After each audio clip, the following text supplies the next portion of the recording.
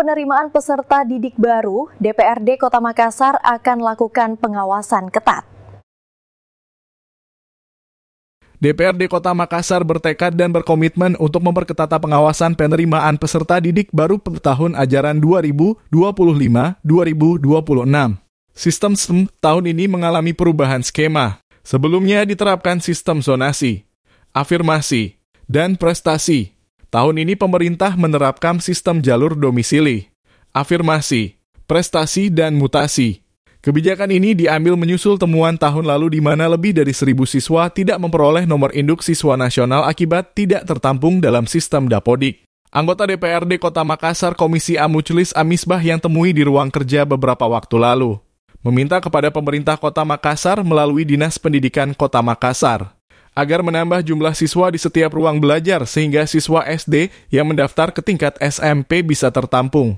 Muchlis menambahkan anggota DPRD Kota Makassar Komisi D meminta kepada Dinas Pendidikan Kota Makassar agar mengalokasikan anggaran ke sekolah swasta agar bisa menampung anak-anak yang tidak lolos seleksi di sekolah negeri. Sekolah yang ada diminta untuk menambah ruangan agar dapat menampung lebih banyak siswa nantinya.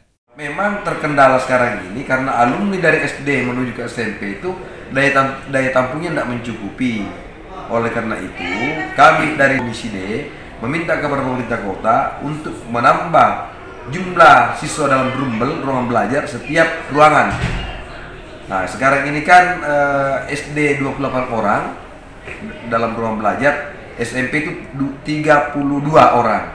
Kami meminta kepada pemerintah kota dalam hal ini Dinas Pendidikan untuk memohon kepada Kementerian Pendidikan untuk menambah kuota ini. Karena di daerah Bandung itu bisa sampai 50 orang per dalam ruangan. Muchlis Amisbah yang merupakan politisi Partai Hanura berharap kepada orang tua agar tidak berbondong-bondong ke sekolah favorit. Menurutnya semua sekolah sekarang sudah setara, ia juga menekankan kepada semua kepala sekolah untuk tidak menerima siswa yang tidak sesuai prosedur. Ardi, Fajar TV melaporkan. Terima kasih telah menonton. Jangan lupa subscribe, like, comment, and share. Saksikan terus informasi terbaru dengan menekan tombol lonceng hanya di channel Fajar TV.